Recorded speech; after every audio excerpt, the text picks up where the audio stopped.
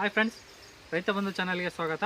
ಇವತ್ತಿನ ವಿಡಿಯೋದಲ್ಲಿ ನಾನು ಅಡಿಕೆ ಕೃಷಿಯ ಬಗ್ಗೆ ತಿಳಿಸ್ಕೊಡ್ತೀನಿ. ಬಯಲುಸೀಮೆಯಲ್ಲಿ ಅಡಿಕೆ ಕೃಷಿಯ ಬಗ್ಗೆ ಹಲವಾರು ವಿಡಿಯೋಗಳನ್ನು ಮಾಡಾಕಿದ್ದೆ. ಬಯಲುಸೀಮೆಯಲ್ಲಿ ಅಡಿಕೆ ಕೃಷಿ ಬರುತ್ತಾ ಇಲ್ವಾ ಅನ್ನೋದು ಕೆಲವೊಂದಿಷ್ಟು ಜನಕ್ಕೆ ಡೌಟ್ ಇರುತ್ತೆ.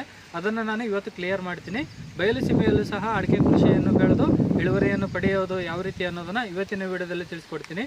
ನೀವೇನಾರು ಮೊದಲ ಸಲ ನಮ್ಮ ಚಾನಲ್ ವಿಸಿಟ್ ಮಾಡ್ತಾ ಇದ್ದರೆ ಸಬ್ಸ್ಕ್ರೈಬ್ ಮಾಡಿ, ಹಾಗೆ ಪಕ್ಕದಲ್ಲೇ ಕಾಣೋ ಬೆಲ್ ಐಕಾನ್ ಕ್ಲಿಕ್ ಮಾಡಿ ಆಲ್ ಅಂತ ಸೆಲೆಕ್ಟ್ ಮಾಡಿ. ಆಲ್ ಅಂತ ಸೆಲೆಕ್ಟ್ ಮಾಡೋದ್ರಿಂದ ನಾವು ಮುಂದೆ ಹಾಕುವಂಥ ವಿಡಿಯೋಗಳು ನೋಟಿಫಿಕೇಶನ್ ಆಗಿ ಬರುತ್ತೆ. ನೀವು ಸಬ್ಸ್ಕ್ರೈಬ್ ಮಾಡ್ಕೊಂಡಂಗಲ್ಲ ನಾವು ಹೆಚ್ಚು ವಿಡಿಯೋ ಮಾಡೋಕ್ಕೆ ಅನುಕೂಲ ಆಗುತ್ತೆ. ಸಬ್ಸ್ಕ್ರೈಬ್ ಮಾಡ್ಕೊಂಡು ವಿಡಿಯೋ ನೋಡಿ, ಹಾಗೆ ಶೇರ್ ಮಾಡಿ. ಬಯಲುಸೀಮೆಯಲ್ಲೂ ಸಹ ಅಡಿಕೆ ಕೃಷಿಯನ್ನು ಮಾಡಿ ಆದಾಯವನ್ನು ಪಡಿಬೋದು ಅನ್ನೋದನ್ನು ನಾನು ಇವತ್ತು ಲೈವ್ ಆಗಿ ತೋರಿಸ್ತೀನಿ. ಅಡಿಕೆ ಕೃಷಿ ಬಯಲುಸೀಮೆಯಲ್ಲೂ ಸಹ ಯಾವ ರೀತಿ ಬರ್ತಾ ಇದೆ, ಇಳುವರಿ ಯಾವ ರೀತಿ ಸ್ಟಾರ್ಟಿಂಗ್ ಆಗ್ತಾ ಇದೆ, ಮತ್ತು ಬಯಲು ಪ್ರದೇಶದಲ್ಲಿ ಬೆಳೆಯುತ್ತಾ ಇಲ್ಲ ಅನ್ನೋ ಡೌಟ್ ಇರೋರಿಗೆ ಇವತ್ತು ನಾನು ಕ್ಲಿಯರ್ ಮಾಡ್ತೀನಿ. ಬನ್ನಿ, ನಾನು ಬಯಲು ಪ್ರದೇಶದಲ್ಲಿ ಯಾವ ರೀತಿ ಬೆಳೆದಿದೆ ಅನ್ನೋದನ್ನು ತೋರಿಸ್ತೀನಿ. ಈಗ ಹಾಗೆ ಕೃಷಿಗೆ ಸಂಬಂಧಪಟ್ಟಂತೆ ಹಲವಾರು ವಿಡಿಯೋಗಳನ್ನು ಮಾಡಿ ಹಾಕಿದ್ದೀನಿ. ಅದರಲ್ಲಿ ಬಯಲುಸೀಮೆಯಲ್ಲಿ ಯಾವ ರೀತಿ ನಾವು ಅಡಿಕೆ ಕೃಷಿ ಮಾಡಬೇಕು, ಯಾವ ರೀತಿ ಆಗಿ ಚಾಯ್ಸ್ ಮಾಡಬೇಕು, ಅಗಿಯನ್ನು ಯಾವ ರೀತಿ ಹಚ್ಚಬೇಕು, ಎಲ್ಲ ವಿಡಿಯೋಗಳು ನಾನು ಈಗಾಗಲೇ ಮಾಡಿ ಹಾಕಿದ್ದೀನಿ. ಯಾರಿಗಾದರೂ ವಿಡಿಯೋ ಬೇಕಂದರೆ ಚಾನಲಲ್ಲಿರುತ್ತೆ, ಹೋಗಿ ನೋಡಿ. ಹಾಗೆ ಇವತ್ತಿನ ವಿಡಿಯೋದಲ್ಲಿ ನಾನು ಇಳುವರಿ ಯಾವ ರೀತಿ ಬಂದಿದೆ ಅನ್ನೋದನ್ನು ನಾನೀಗ ತೋರಿಸ್ತೀನಿ. ನೋಡಿ ಫ್ರೆಂಡ್ಸ್, ಇದು ಬಯಲುಸೀಮೆಯಲ್ಲಿ ಇರುವಂತಹ ಅಡಿಕೆ ಕೃಷಿ ನಾನು ತೋರಿಸ್ತಾ ಇರೋದು. ಇದು ವಿಜಯನಗರ ಡಿಸ್ಟಿಕ್ ಅಗರಬೊಮ್ಮನಹಳ್ಳಿ ತಾಲೂಕು ಕೊಂಡೇನಹಳ್ಳಿ ಗ್ರಾಮದಲ್ಲಿ ಬರುತ್ತೆ. ಈ ಹಿಂದೆ ನಾನು ಹಲವಾರು ವಿಡಿಯೋಗಳನ್ನು ಮಾಡಾಕ್ದಾಗ ಕೆಲವೊಂದಿಷ್ಟು ಜನ ಬಯಲುಸೀಮೆಯಲ್ಲಿ ಅಡಿಕೆ ಬರಲ್ಲ, ಬಂದರೂ ಇಳುವರಿ ಬರಲ್ಲ, ಹಾಗೆ ಹೀಗೆ ಅಂತ ಹೇಳ್ತಾ ಇದ್ರು. ಅವರಿಗೋಸ್ಕರನೇ ನಾನು ಈ ವಿಡಿಯೋ ಮಾಡ್ತಾ ಇದ್ದೀನಿ. ನೋಡಿ, ಬಯಲುಸೀಮೆಯಲ್ಲೂ ಸಹ ಅಡಿಕೆ ಇಳುವರಿ ಬರುತ್ತಾ ಇಲ್ವಾ ಅನ್ನೋರಿಗೆ ನೀವು ಕನ್ಫರ್ಮ್ ಆಗಿ ತಿಳ್ಕೊಂಡು ನೀವು ಇನ್ನು ಮುಂದೆ ಅಡಿಕೆ ಕೃಷಿಯನ್ನು ಮಾಡ್ಬೋದಾಗಿರುತ್ತೆ. ಹಾಗೆ ಅತಿ ಹೆಚ್ಚು ಜನ ಅಡಿಕೆ ಕೃಷಿ ಈಗಾಗಲೇ ಬಯಲುಸೀಮೆಯಲ್ಲೂ ಸಹ ಮಾಡ್ತಾ ಇದ್ದಾರೆ. ನಿಮ್ಮದು ನೀರು ವರ್ಷ ಪೂರ್ತಿ ಇರುತ್ತೆ ಅನ್ನೋದಾದರೆ ನೀವು ಅಡಿಕೆ ಕೃಷಿಯನ್ನೇ ಮಾಡಿ, ಇಲ್ಲಾಂದರೆ ಬಯಲು ಪ್ರದೇಶದಲ್ಲಿ ಅಡಿಕೆ ಕೃಷಿ ಮಾಡಬೇಡಿ.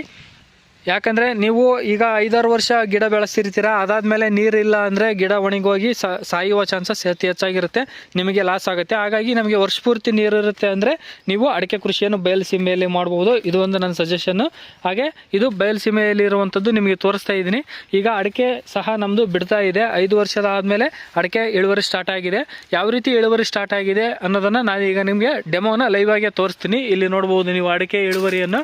ಒಂದು ಗಿಡಕ್ಕೆ 4ರಿಂದ 5 ನಮಗೆ ಒಂಬಾಳೆ ಹೊಡೆದಿರೋದನ್ನು ನೋಡ್ಬೋದು. ಇದು ಇನ್ನು ಈಗ ಸ್ಟಾರ್ಟಿಂಗ್ ಅಡಿಕೆ ನಮ್ಮದು ಈ ವರ್ಷ ಇಳುವರಿ ಸ್ಟಾರ್ಟ್ ಆಗಿರುವಂಥದ್ದು. ಇಲ್ಲಿ ನೋಡ್ಬೋದು, ಅದರಲ್ಲಿ ನಮಗೆ ಕೈಗೆ ಸಿಗುತ್ತೆ ಅಡಿಕೆ. ನೀವು ಈ ಚಿಕ್ಕಮಂಗ್ಳೂರು ಆಗಿರ್ಬೋದು ಅಥವಾ ಶಿವಮೊಗ್ಗ ಆಗಿರ್ಬೋದು, ಅಲ್ಲೆಲ್ಲ ಹೈಟ್ ಇರುತ್ತೆ ಗಿಡ.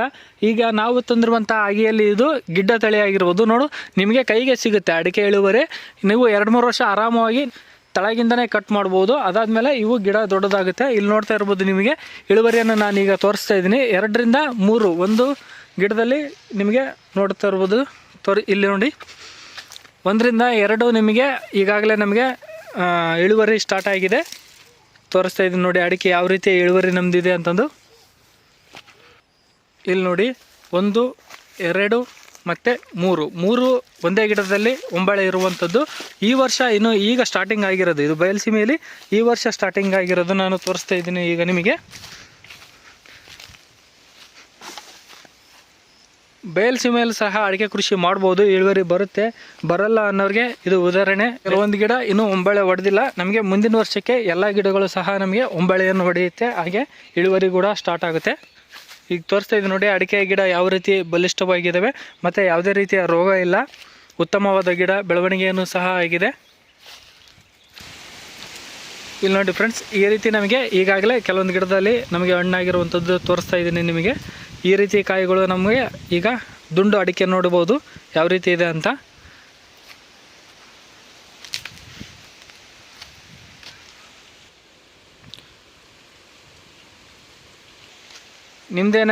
ನಿಮ್ದೇನಾದರೂ ಹೊಲ ಇದ್ದು ಅಥವಾ ನೀರಿದ್ದು ನಿಮ್ಮದು ಚೆನ್ನಾಗಿದೆ, ಭೂಮಿ ಫಲವತ್ತಿದೆ ಅಂದರೆ ನೀವು ಅಡಿಕೆ ಕೃಷಿಯನ್ನು ಮಾಡ್ಬೋದು.